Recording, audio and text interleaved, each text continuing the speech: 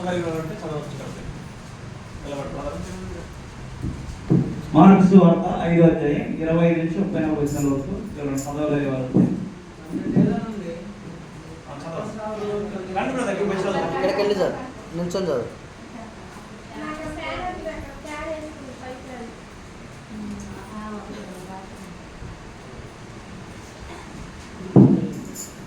పన్నెండేళ్ల నుండి రక్తస్రావ రోగం కలిగిన ఒక స్త్రీ ఉన్నది. ఆమె అనేక వైద్యుల చేత ఎన్నో తిప్పలు పడి తనకు కలిగినదంతయు వ్యయం చేసుకొని ఎంత మాత్రము ప్రయోజనం లేక మరింత సంకటపడి ఆమె యేసును గురించి విని నేను ఆయన వస్త్రము మాత్రం ఇచ్చిన పాల్గొని అనుకొని జనసమూహంలో ఆయన వెనుకకు వచ్చి ఆయన వస్త్రము ముట్టాను. వెంటనే ఆమె రక్తధార కట్టిన కనుక తన శరీరంలోని ఆ బాధ నివారణ అయినదని గ్రహించుకున్నాను. వెంటనే యేసు తనలో నుండి ప్రభావం బయలువెళ్ళనని తనలో తాను గ్రహించి సమూహం వైపు తిరిగి నా వస్త్రము ముట్టినది ఎవరని అడుగగా ఆయన శిష్యుడు జనసమూహం నీ మీద పడుచున్నట్టు చూస్తున్నావే, నన్ను ముట్టినది ఎవరని అడుగుతున్నావు అనేది. ఆ కార్యం చేసిన ఆమెను కనుగొనవలనని ఆయన చుట్టూ చూచాను. అప్పుడు ఆ స్త్రీ తనకు జరిగినది ఎరిగి భయపడి వణుకుచూ వచ్చి ఆయన ఎదుట సాగిలపడి నా సంగతి అంతయు ఆయనతో చెప్పాను. అందుకు ఆయన, కుమారి, నీ విశ్వాసమును స్వస్థపరచను, సమాధానం గలదానమై పొమ్ము, నీ బాధ నివారణ అయి నీకు స్వస్థత కలుగునుగాక అని ఆమెతో చెప్పాను.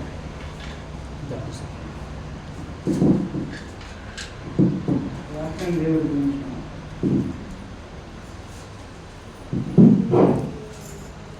కళ్ళ ఉంచుకొని చిన్న ప్రార్థన చేసుకుని వాక్యాలకు వెళ్తాం.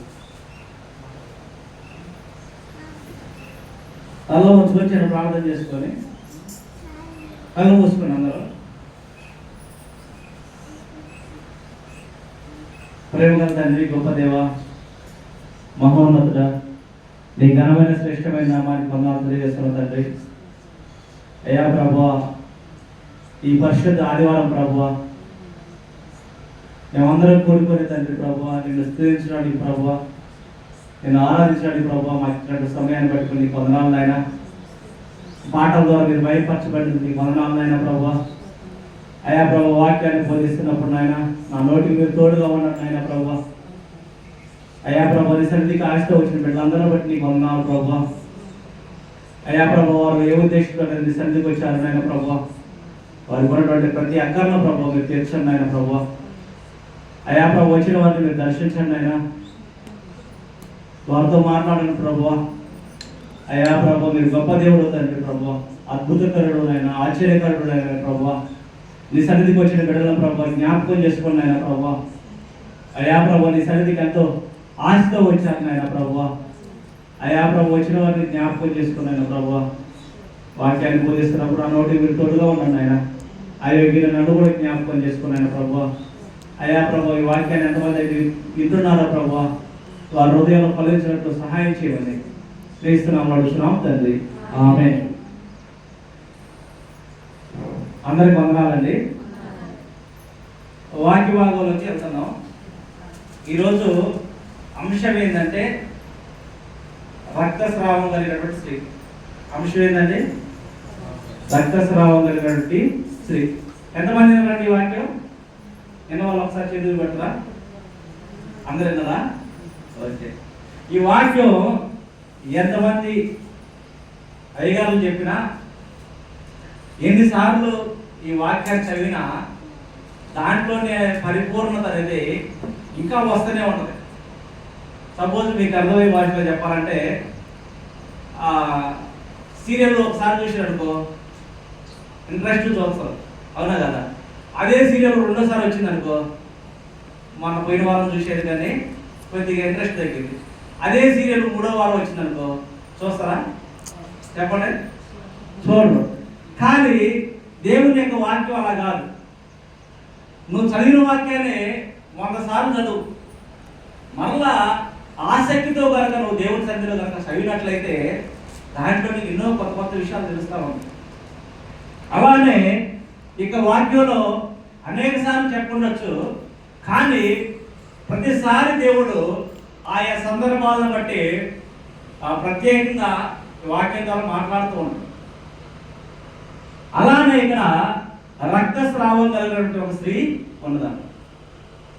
ఈ స్త్రీ అంట 12 సంవత్సరాల నుంచి ఆ యొక్క రోగంతో బాధపడుతున్నదాన్ని. ఎన్ని సంవత్సరాల నుంచి అంటే 12 సంవత్సరాల నుంచి ఆ యొక్క రోగంతో బాధపడుతున్నదాన్ని. బాధపడుతున్నప్పుడు తను ఏం చేసిందంటే ఆమె కొద్దిగా డబ్బు ఉన్నటువంటి ఆమె. ఎవరు ఆ స్త్రీ? ఎవరు? డబ్బు ఉన్నటువంటి స్త్రీ. ఇప్పుడు మనలో కూడా ఏదైనా రోగం వస్తే ఏం చేస్తారో, కొద్దిగా డబ్బులు ఉంటే ఏం చేస్తారో, ప్రైవేట్ హాస్పిటల్కి పోతారో ఊరా. అసలు డబ్బులు లేకపోతే ఎక్కడ పోతారో? Government hospital. అక్కడ దాకా కూడా గవర్నమెంట్ హాస్పిటల్ దాకా పోవడానికి కూడా సాయంత్రం డబ్బులు లేకపోతే ఎక్కడ పోతారో? ఊర్లో ఉన్నటువంటి ఆశా వాళ్ళ దగ్గర కలరు. అవునా కదా? అంటే వారికి ఉన్నటువంటి స్థాయిలను బట్టి, వారు చేయించుకునే స్తోమతను బట్టి వైద్యం కోసం మనుషులు తిప్పలు పడుతూ ఉంటారు, తమకు వచ్చినటువంటి రోగాలను బట్టి. ఈ స్త్రీ అంట 12 సంవత్సరాల నుంచి రక్తస్రావం కలిగి ఉన్నదంట. అయితే ఆమె దగ్గర ఉన్నటువంటి డబ్బు చేత ఎన్నో హాస్పిటల్ తిరుగుతూ ఉన్నదంట.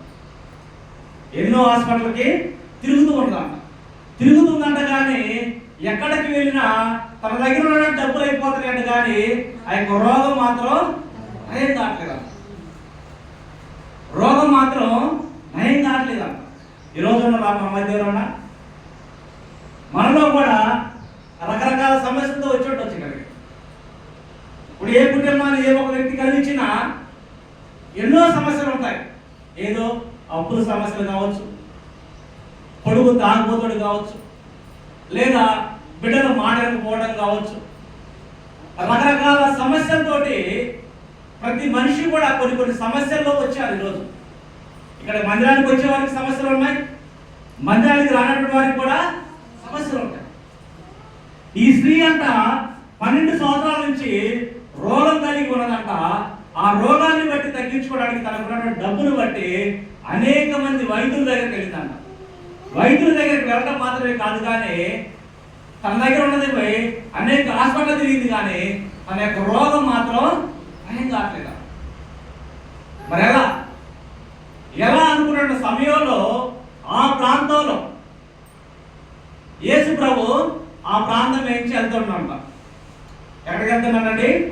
యేసు ప్రభు ఆ ప్రాంతం నుంచి వెళ్తూ ఉన్నాడంట. ఆ మాట చదువుతురా?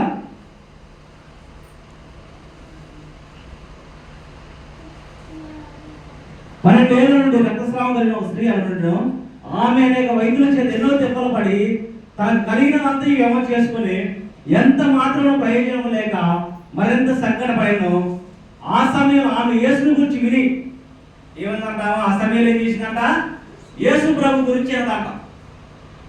యేసు ప్రభు గురించి ఆమె వినదంట. ఇంకా ఆమెకి విరక్తి పుట్టింది. ఈ హాస్పిటల్లో చుట్టూ తిరగలేకపోతుంది, తిరిగిన ఫలితం లేకుండా పోతుంది. ఈరోజు మనుషులు కూడా హాస్పిటల్కి వెళ్తే ఏం చేస్తారు? డాక్టర్లో పిలిచి చేస్తారు.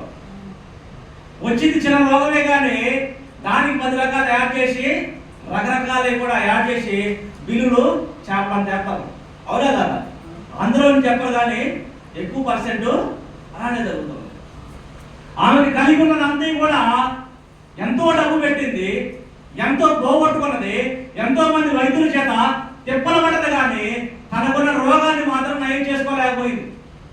ఈరోజు మనుషులు కూడా ఈ లోకంలో కొన్ని సమస్యలు, కొన్ని ఇబ్బందులు మనుషులు తీర్చవచ్చు, కానీ తీర్చలేనిది కొన్ని ఉండవచ్చు.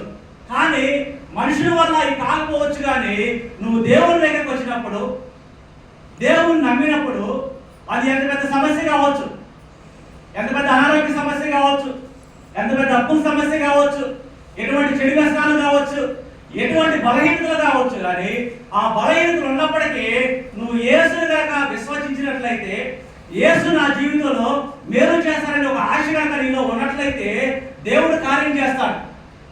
ఈ లోకంలో ఉన్న మనుషులు మనకున్న అవసరాలను బట్టి మనుషులు మన దగ్గర ఉన్న డబ్బులు లాగుతుంటారు. ఆమె దగ్గర ఉన్న డబ్బులన్నీ కూడా అనేకం పెట్టుబడి పెట్టింది తన యొక్క రోగం కోసం, కానీ తనకు మాత్రం నయం కాలేదు. ఈరోజు యేసు ప్రభు పెట్టుబడి పెట్టాల్సిన అవసరం లేదు. డాక్టర్ గారి దగ్గరికి వెళ్తే ఆ డాక్టర్ గారితో మాట్లాడడానికి ఏం చేస్తాం? కన్సల్టెన్సీ ఫీజు ఉంటుంది, ఉంటుందా ఉండదా? ఆ ఫీజు కడితే డాక్టర్ గారితో మాట్లాడైంది. ఆ ఫీజు కట్టలే డాక్టర్ గారితో మాట్లాడలేదు.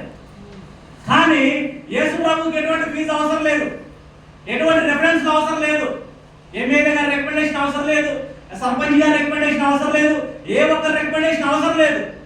కానీ యేసు ప్రభు నందు ఎవరైతే నమ్మకిస్తారో, ఎవరైతే యేసు ప్రభు దగ్గరకు వచ్చి నీకున్నటువంటి సమస్యను నా దేవుడు చేస్తానని విశ్వసిస్తారో వాళ్ళ జీవితంలో మాత్రమే దేవుని యొక్క కార్యాలు చూస్తారు. అపనమ్మకంగా ఉండే వారి జీవితాల్లో ఆశ్చర్యకరాలు చూడలేరు, అనుమానంగా ఉండేవారు దేవుని యొక్క కార్యాలు చూడలేరు. వారికి అర్థం కాదు. కానీ ఎవరైతే నా దేవుడు నా కొర సమస్యను తీర్చగలుగుతాడని విశ్వసిస్తారో వారి యొక్క జీవితాల్లో దేవుని యొక్క అద్భుత కార్యాలు చూడగలుగుతారు. ఈ యొక్క స్త్రీ అంట 12 సంవత్సరాల నుంచి రక్తస్రావ రోగంతో ఉన్నది, అనేక వైద్యుల చేత తిప్పలపడది, అనేక మంది ఆశ్రయించింది, అనేకం కోల్పోయింది. అటువంటి సమయాల్లో యేసు ప్రభు గురించి ఆమె విన్నదంట.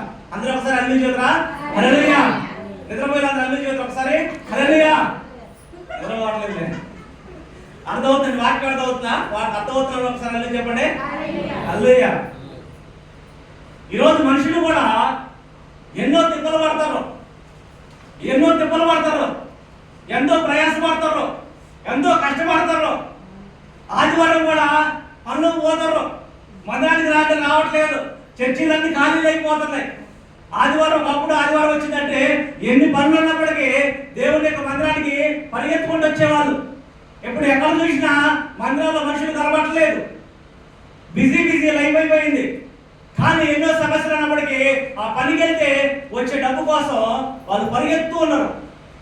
కానీ వారి యొక్క సమస్యలు తీర్చబడవు. కానీ ఎక్కడ తీర్చబడతాయి అంటే ఒక దేవుని దగ్గర మాత్రమే మనకున్న సమస్యలు తీర్చగలుగుతారు. హల్లెలూయా. ఆమె యేసుని గురించి విన్నదంట. ఆమె యేసుని గురించి విన్నది. నాకున్నటువంటి రోగాన్ని యేసు ప్రభు మాత్రమే బాగు చేయగలరనేటువంటి ఆ విశ్వాసంతో నమ్మకంతో ఆమె యేసుని గురించి విన్నదంట. విన్నప్పుడు యేసు ప్రభు ఆ కాలంలో అంట, యేసు ప్రభు ఎక్కడికి వెళ్ళిన జనాలు తండోపదండాలకు వచ్చేవాళ్ళంట. ఎంతమంది వచ్చారండి? తండోపదండాలకు జనాలు వచ్చేవాళ్ళంట. అనేక రోగాలతో ఉండేవాళ్ళు యేసు ప్రభు దగ్గరకు వచ్చేవాళ్ళంట, సమస్యల్లో ఉండేవాళ్ళు యేసు ప్రభు దగ్గరికి వచ్చేవాళ్ళంట. ఆయన దగ్గరకు వచ్చి ప్రార్థన చేసుకుంటే వారికి ఉన్న విశ్వాసాన్ని బట్టి అందరికీ కూడా, ప్రతి ఒక్కరు కూడా ఆయన వారికి ఏది కావాలో అది అనుగ్రహించిందంట. అదే ప్రాంతంలో యేసు ప్రభు వెళ్తున్నాడని ఈ రక్తస్రావం కలిగిన స్త్రీ విన్నదంట. వినగానే ఏమనుకుంటుంది మనసులో ఏమనుకో